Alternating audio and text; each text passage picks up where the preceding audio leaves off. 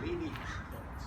Well, all that, but I'm sharing. This is a guy was talking about going to a seminar where they were talking about in solitude communing with the spirit. Yes, whatever. And of course, there's requirements all on your side, which is you gotta stop listening to the thoughts. So the only reason why you're at that seminar is you can't stop listening to the thoughts. It's not like, oh, I never came to me. Yeah, I know the possibility of not listening to your thoughts, but it's impossibility with the one that's entertaining that possibility. Yeah? So that which is entertaining the possibility, it's impossible to that. This is the dilemma. You see it? So that which takes itself to be a thought, really, which is being the thinker and stuff, and then when you imagine being the thinker, the feeler, we'll put it on. Is it on? Oh, it's on already. All right. When you imagine being the thinker, the feeler, the doer, what conjures up is a body, yeah?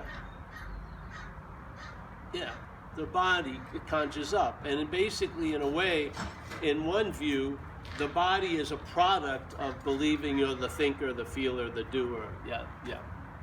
It's not the other way around. It's not like the body's first and then these happen. It's actually these happen and then the body's pictured.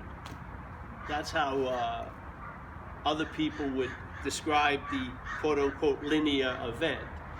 You know, many of us, we put the horse, really the cart in front of the horse. We think that which comes after is the starting point. Yeah, it's just a fundamental offness. Yeah, and that fundamental offness is, if not seen from before it, just duplicates itself. So that's why you're trying to get out of self is the biggest form of being in self. That's exactly why. So when what you take yourself to be hears, once again, well, just stop listening to the thoughts. Well, I need to be so fucking loaded on coke or taking a lot of Valiums or something to try to feign that experience of not listening. You know what I mean? I got to do so much stuff in a way just to not listen to a little bit of the thoughts. Yeah, it's like once again, it's a requirement that nullifies the whole thing. Yeah, because if you could have, you would have. Yeah, just like the idea of being happy, joyous, and free. If that's the drive to be happy, joyous, and free, obviously something has failed in that pursuit. Yeah, it says you were happy in this idyllic situation when in fact you weren't. You know what I mean? You make an idyllic, like Hallmark Hall of Fame card of your family. You know what I mean? Oh, it's totally made up in a sense. Yeah, and you're hoping you will be once you get, let's say, once I stop listening to the thoughts.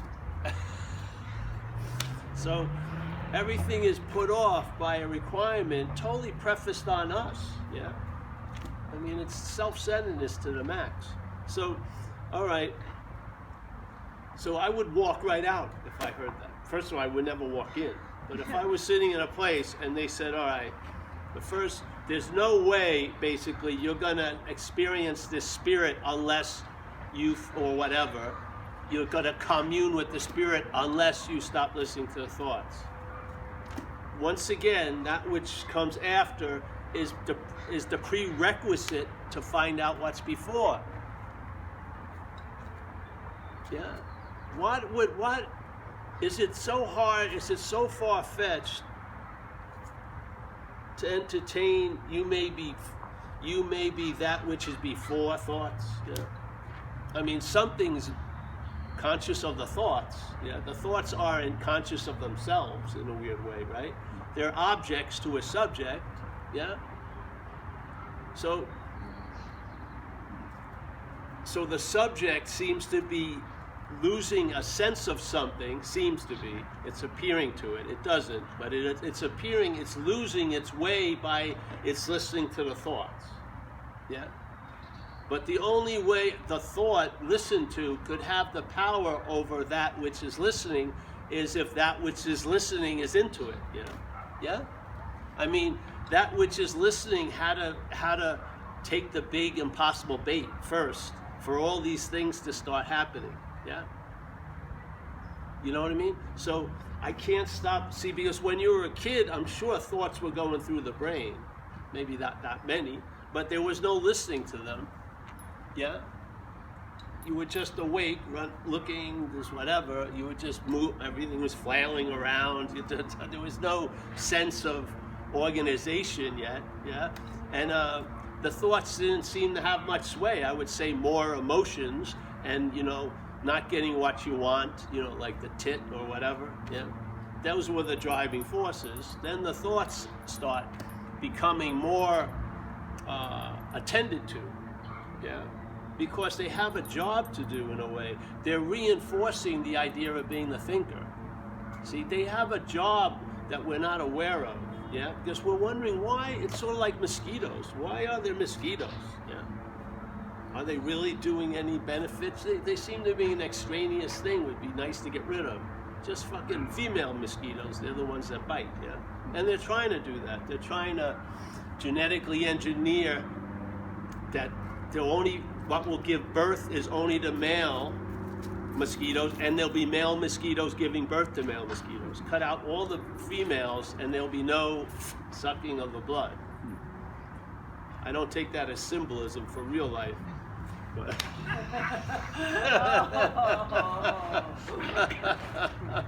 So the thoughts they're being used. There's something that they're useful for, which is the reminding that you're the thinker or the doer or the feeler or Paul, whatever you want to call it. They're really used to remind.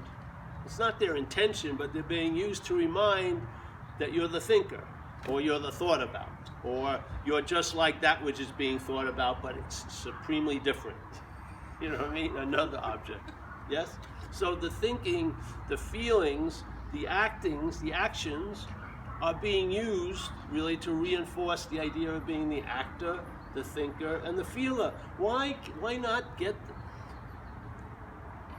why not just line up the racetrack, correctly? Have it like what's before, what's after. Maybe it would be helpful, at least to have a basic understanding of what is before and what's after, because we're living in a world that what after is implied to be before. Yeah, so, and if that's not addressed or just seen or noticed, I don't see how anything is really that helpful after that. Yeah, I mean, because in a way, again, what comes after that is claimed to reinforce the insane assumption. Yeah, that you're the doer, the thinker, the feeler, that you're the body. So even when you try to get out of a body after the body is taken to be you're trying to get out of the body is from the body identification. So all your pursuit to get out of the body is reinforcing that you're a body. You don't see the little conundrum? The system has a lock. If you don't see it,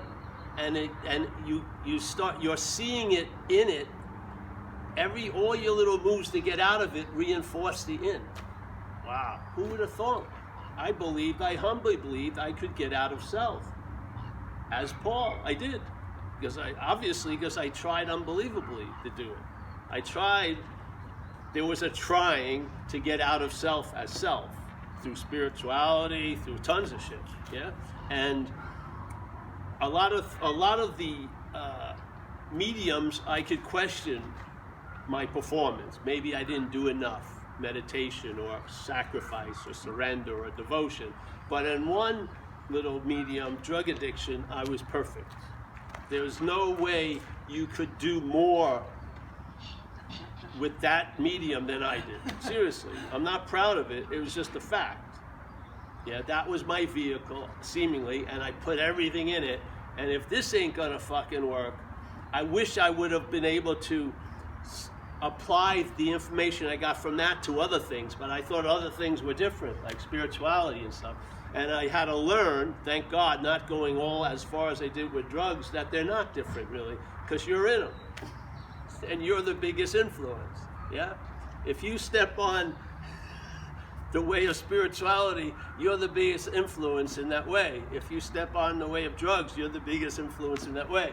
You can't escape from the fact that you and I give everything all the meaning it has. That's a huge influence, yeah. So that's why I used to joke, you know, I go to Thailand and in a few days it seems like Burlingame, yeah, because I bring Burlingame with me wherever I go, yeah. And maybe for a month or two, oh, Thailand's so great, stay there a little longer. You'll start looking at it like Burlingame. Fuck, they hate, the Thais hate the fucking Cambodians, the Cambodians hate the Laotians, you know, there's all the same shit going on. So, and I feel really, if you take a chance, not even a chance, if you allow these ideas to be entertained, they verify themselves by the effect of relief. You get relief, not like you went to the store and it was your money and your effort that got the relief. You get relief as an observational finding. You just see, hey, I'm traveling lighter. And then in that relief, it informs you why the relief didn't seem to be available. That's what it does in my experience, yeah? So when I get relief from the problem, I also get a lot of knowledge about the problem. Yeah. I don't get much knowledge about the solution from the problem. Yeah. But I do get a lot of knowledge about the problem from the solution. So when I'm relieved of this bondage of self, when at least I've gotten a sense of not being placed before, maybe that was the interpretation from here. Oh, I was placed into the before, but when you're placed into the before, it tells you it's always been that way. So you weren't placed into the before. You seemingly thought you were placed in the after, but you weren't, yes? Yeah. So you arriving back from whence you've come tells you you never left. It really does. I mean, that was one of the big bits of information. When I had just a critical mass of relief from the bondage of self, it told me that this relief has always been so. Yeah. Not oh, it's only so for a limited amount of time based on you not listening to thought. You know, I didn't become the important relevance anymore. Yeah, it negated the role of Paul, which is the beautiful aspect of it, because then if it's about Paul, things are going to be infrequent to make the frequency of Paul seem like long-lasting. So I'm going to be always there, and maybe peace will come for a little while, maybe bliss, maybe this, maybe that, but it'll be me. Yeah? So this totally erases that possibility and shows itself to be an impossibility, yeah? Because if you land at where you wanted to arrive and it tells you you never left, basically everything else is just an add-on to that understanding, yeah? I mean, it's just a clarification of it's just obvious. So what happens, what comes about for this in my little laboratory experiment, is this comes, first of all, the only awakening that's worth anything here is a rude awakening, yeah? Because you're already awake. So then there's rude awakenings that you're not going to be awake as what you're not. It's a very rude awakening to what you're not. Because what you're not is living on a lot of hope, a lot of magical thinking, a lot of, yeah? So when the rug is pulled out sufficiently, and I mean sufficiently where the system is convinced that it's not going to get out of itself as itself, and it sees the fundamental, at least, I'm not going to expand it for everyone and everything, but at least in its view, it's seeing the fundamental aberration or glitch of the system trying to get out of itself as itself. So it just, and you realize through observation, you've run into this sign many times, but the system is so resilient, it backs up and just gets into another vehicle thinking this vehicle is going to get through what this vehicle couldn't get through. But each vehicle has the same driver, you.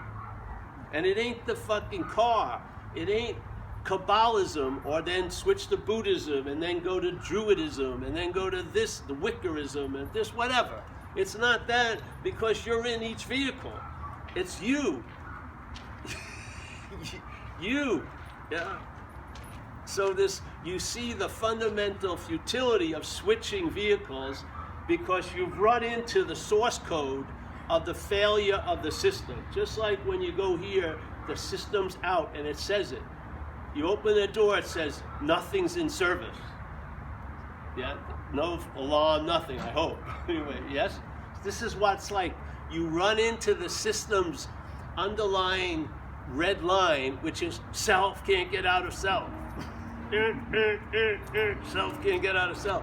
Now, you would think that would be enough, but it doesn't seem to be, because then the self slides in once again. It's not the self, it's selfing. And then suddenly, you now objectify certain aspects that you've discovered and call it self. But you're still, an aspect of the imagination is now being just subjectified as another subtler, authentic self. So now my real self has seen the false self. That ain't it either. Yeah? It's another dualistic move, yeah? So now that which was seemingly subjective quite a lot, you've now objectified. Oh, I've got to get rid of these defects and shit like that. And then the authentic self, shorn of all this, base matter, dirty crudeness, or let's call it the ego, this objectification of self, as the subject is going to get out. No, that's self. It's still caught in the net that it can never swim through. Its self can't get out of self. It doesn't care how subtle the subjectifying of this authentic self is. It's still the act of being identified as, yes? So you really hit the futility of self trying to get out of self. And then what gets revealed is how it slithers away and tries to slime itself into another move of self getting out of self, And then it's self getting out of self again. And now it may be going through the no vehicle route. So all right, and now it's really pissed off and really shitty, it feels terrible, but it just attacks everyone as, well, there's no one to feel terrible. There's no, yes? And so now it's slithered into another sense of self that thinks it's out of self, but doesn't think anyone else is out of self. So all of you are selfing constantly, and I have an understanding I'm not that, and that should be enough. But no, it's another subjective self seeing the objective self. It's still duality, yes? You're still trying to see oneness with bifocals. It ain't going to happen. So what happens is relief occurs again. So you go, wait a minute. I thought I got out of the lock, and then you see there was a subtler, handcuff. Oh, and then you realize that which thinks it's in the lock and wants to get out of the lock ain't you. It doesn't matter if it's iron chains or golden chains. It doesn't fucking matter. Yeah? So you see how what you're not gets reflected from all these movements. You've seen it like if you could see it in that window there. Yeah? It's not a mirror, you're not even looking in it, but you can see reflections, yeah? So you see selfing's reflections, and now you've seen one move, tries to go through the skylight, the cellar, the side door, like Landshaw, selling you pizza, whatever. You've now seen it, and your head, I humbly believe, can make a leap where it doesn't need to go through 800,000 examples. It's seen enough to conclude, yes, a possibility or an impossibility. Yeah. And then really, that engine, not with getting into a subtler spiritual practice, which is the engine still idling. You're still thinking you're going to get something. No, it actually shuts off, at least in that direction. You stop looking for what can't be found, and in a sense, if they took, and then you realize what most people are talking about as being spiritually fit is being psychologically, emotionally, mentally fit. It has nothing to do with spirit. Spirit doesn't get fit. It doesn't go to the gym and work out. Yeah? It's just an inherent fact. What we're describing the idea of spirituality to, just like it says you're on a spiritual path, the only thing that's on a path is a body. Where would everywhere be on a path to everywhere? I mean, would there be a need to be on a path to arrive at where you already are? No. So most of what people talk very, nonchalantly about spirituality is a mental, emotional, physical condition, really. They want to, it's like the feeling of being balanced. They equate to I'm feeling spiritual. Yeah? But it's you don't feel spiritual. That's all made up. You are spirit in a sense. That's why you can never feel it. Yeah? You can't feel what you are. You can only be it. Yeah? And being something is different. You don't have the great joy of experiencing it, but you have the much greater joy of the consistency of it's always being there at all times, right where you are, with no requirement necessary. That's a much better deal than getting the super high experiences and maybe being blissed out for an hour or two and then going into a deep fucking depression when the bliss moves, because you're thinking the bliss is going to last forever, which is always the mistake. Yeah. You're hoping phenomena is eternally in place. It isn't, yes? But what you are is what you are, is what you are, is what you are. Good day, bad day, cold day, warm day, long day, short day, it doesn't freaking matter. All the different derivatives of all the different movies appear on one screen. And the whole basis of the life of the movie is based on the screen. Yeah? We are playing that role. And we're not playing that role, that is what we are. Yeah? So,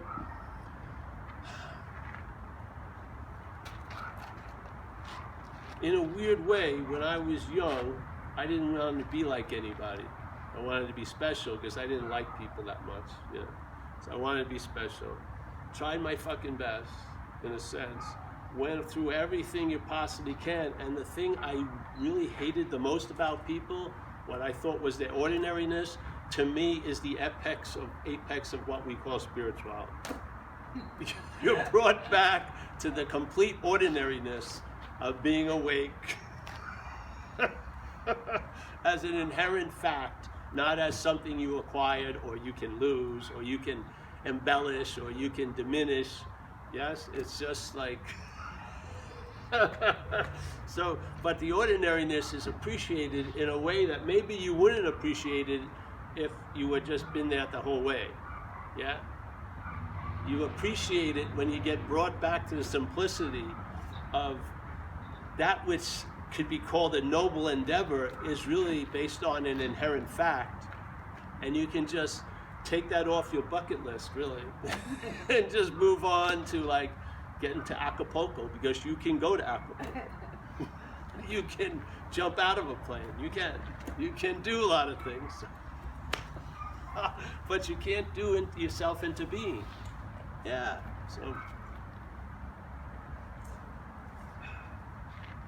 So let's say if I started getting really hot like I am right now, would I call that spiritually unfit?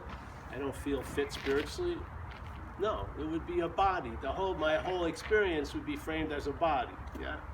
So I feel a lot of things, it just seems so absurd now, the whole idea of spirituality. It really does to me. I mean, let's just call it what it is. You want to feel better as fucking you, as Raymond. Yeah? You would. And if you could lose interest in Raymond, you'd feel great, much better, as Raymond. But see, Raymond can't lose interest in Raymond. See? So the important thing is to see why things aren't working. Not hoping that they will work future, but see why it doesn't seem to be working. Why am I not happy, joyous, and free, or whatever you want to call it? Yeah? And maybe if you see you're not that, maybe you'll have a sense of contentment and satisfaction way beyond the fucking jumping up and down, joy, happiness, free, like when you win a fucking sweepstakes. Yeah? You'll just have an ordinary okayness that's so reliable because it's right where you are with no requirement necessary. Yeah? And it has really nothing, it's not based on you, thank God. Where every other path you're on is based on you. Yeah? And we don't figure it out. We keep trying to change the path, to change the modality, but the same primary number is put into every equation, one, us. This is about seeing if that's so. If that's not so, maybe you won't need mathematics. Maybe you won't need to have super combinations to get where you already are. Maybe you'll be able to outshine circumstances and situations, not becoming a superhuman, but just by being ordinarily clear about what you're not and what you are. Yeah? Maybe that clarity will lend clarity to everything else. Maybe if that clears up, and it's not necessary that it clears up because it's never been unclear. Its unclarity is after what's clear. It has no ability to disguise what's clear unless you're looking at it from after. Yeah. If you're here, then this can block you from the clarity seemingly. But if you're here, it's not. It's like this. If there was clouds here, the way we're always positioned with the sun would be the clouds could have a huge influence on how much sun I'm going to get. Yes? One cloud could just park itself in front of the sun, and I have all the, sunscreen, everything, oil, coconut. It doesn't fucking matter. The cloud has dominated the whole event. Yeah? But what would happen if I was on the sun side? I'd see the clouds exactly as I'm seeing now, but they wouldn't have all the power I've attributed to them based on the position where I'm seeing them from. Yeah? So if you're seeing that which comes after from the before, that the power to cloud you and obscure you and confuse you is based on your after it. Question that. If that's not so, you'll see it from here, and it doesn't have it's not smudging the clarity of your inherent nature.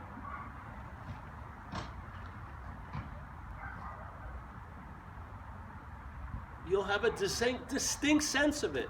If you get a sample of what is already so and always will be so, if you get a sample and all this shenanigans going on, it will inform you unbelievable amount in no time at all. And you'll get a flavor.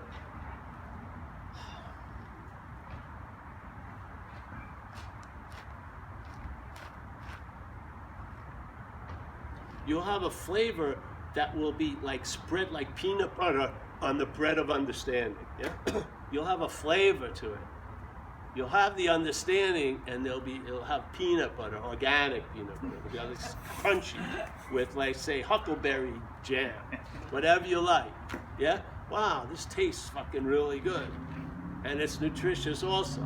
The understanding isn't in and of itself enough. We, as the light, yeah, see through the understanding here. And the understanding, to me, of non-duality is the clearest lens available here. It needs the least amount of fucking assistance. It gets the closest to the point, yeah? It cuts out the whole need of spiritual optometrists. You're not trying to get better lenses and this and that. You're just left with your own devices, and you see that they're not yours, yeah? So these eyes that you've been trying to correct aren't eyes. They're a bifocal. You've been seeing everything in a binary, dualism way of self-centeredness, subject-objectness. They can be taken off. They're not you. That's not you. The way you're seeing now isn't you. It's used to imply a you. It's not you. Those things you call eyes can be taken off just as easily as all the other glasses you try to put on to correct your fucking weird vision. Yeah? And when you hit pay dirt, you'll know you hit pay dirt. You don't need to rush 6 continents away to get someone to authorize. Did I hit pay dirt? Yes, my son. You hit pay dirt, you fucking asshole, for traveling all this way. Yeah. I mean, you're gonna lend that authority to someone else once fucking again? You gotta know in your own gut. You gotta be it in your own gut. As it translates to this, you'll know it in your own gut, yeah? What we are is being it, this can know it, yeah? This, what you're not can know it's not, yeah? It can. It can reach the point of the futility of trying to get out of itself as itself. It realizes it doesn't exist anywhere but in this dreaming. So all of its desires to escape are all made up. If you really look into it, you don't want to go anywhere. You want to be free, but what freedom would be freedom from this, and you don't want that. Yeah.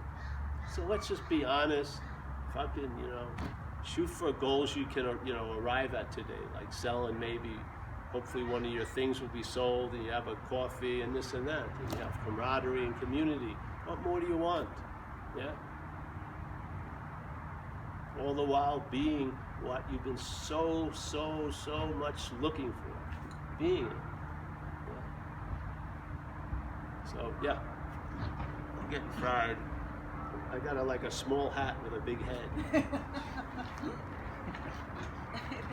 This is like a bad understanding. Small hat with a big head. The understanding isn't meant to be had. It's just it's like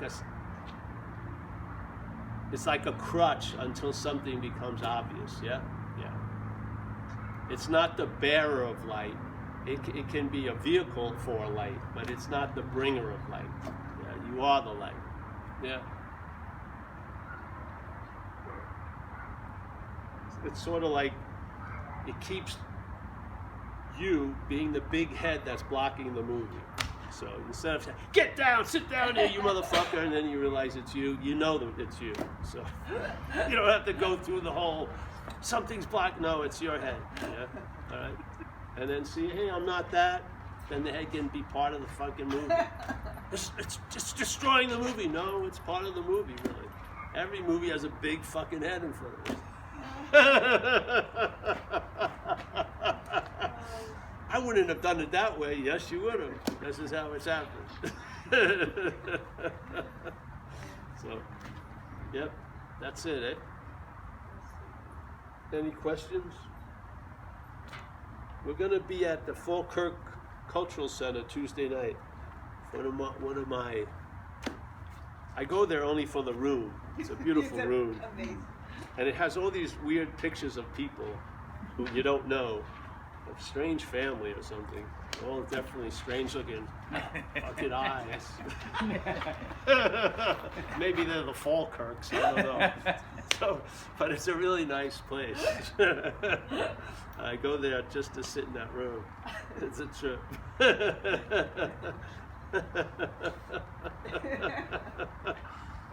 What were they up to in their house? I'd hate to know what the Falkirks were up to. So let's pass the basket. Can you guys the basket? And